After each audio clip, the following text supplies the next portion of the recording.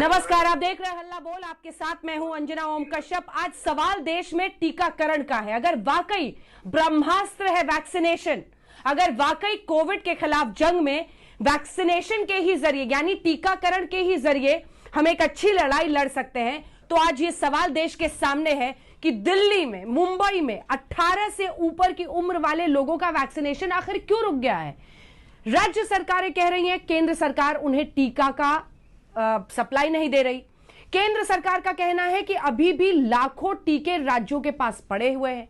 ऐसे में सवाल यह है कि वैक्सीनेशन के लिए जनता राह तक रही है और यहां पर सियासत से फुर्सत नहीं है। आइए आपको दिखाते हैं अपनी इस रिपोर्ट में। अलग अलग राज्यों में लड़ाई अब इस बात पर है कि वैक्सीनेशन के सर्टिफिकेट पर अपने अपने नेता के चेहरे चमकाएं। यह शर्मनाक स्थिति है जब कोविड जैसी महामारी का सामना यह मुल्क कर रहा है। लोग अपनी सांसों की जंग अस्पतालों में लड़ रहे हैं।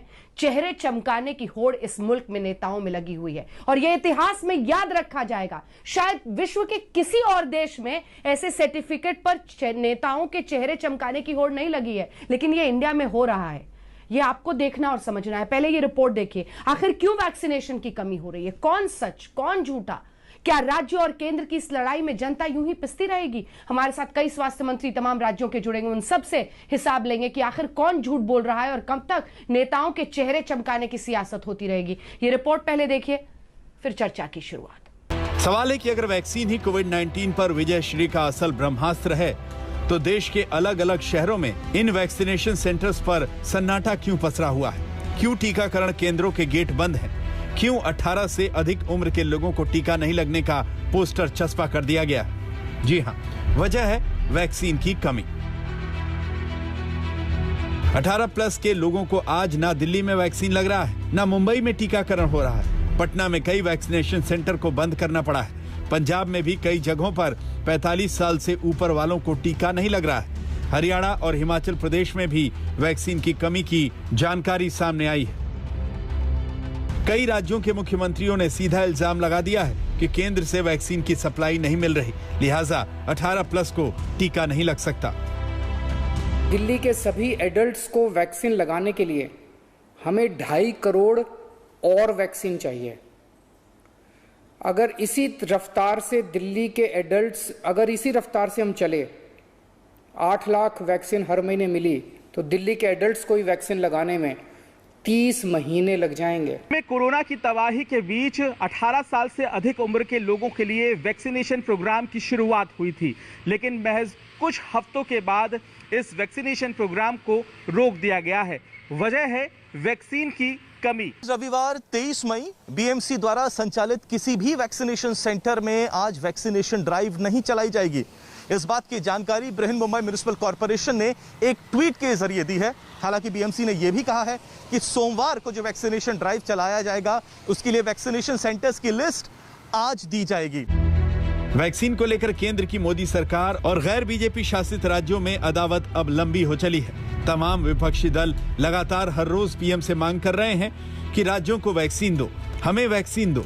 सोनिया गांधी, राहुल गांधी, अरविंद केजरीवाल, ममता बनर्जी, अशोक गहलोत, मायावती ने सीधे प्रधानमंत्री मोदी से या तो चिट्ठी लिखकर या ट्वीट से वैक्सीन की सप्लाई बढ़ाने की अपील की है।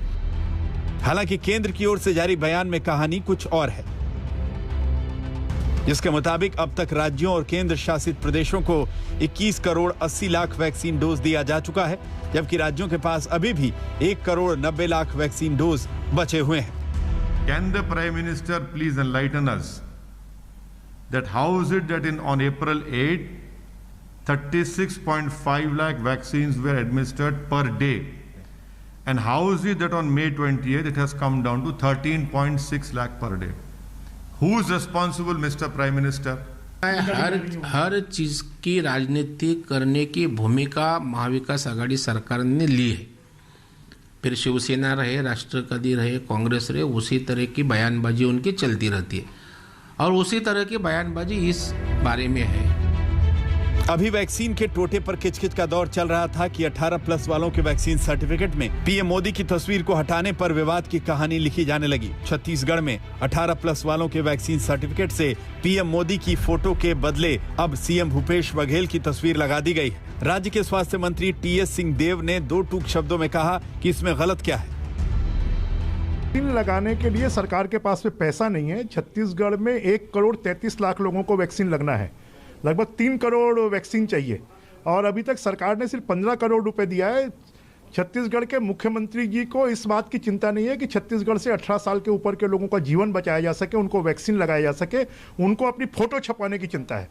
छत्तीसगढ़ में 12,000 से ज़्यादा लोगों की मौत हो चुकी है और ऐसे गम और आपदा के समय भी ये सरकार अपने प्रचार प्रसार से बाज नहीं आ रही है। जितने भी वैक्सीनेशन के जो सर्टिफिकेट दिए जा रहे हैं उसमें सरकार अपना फोटो लगाकर प्रचार कर रही है। सारे वैक्सीनेशन सेंटर में करोड़ों रुपए के विज्ञापन जारी किए गए, बड़े बड़े फ्लैक्स लगाए गए।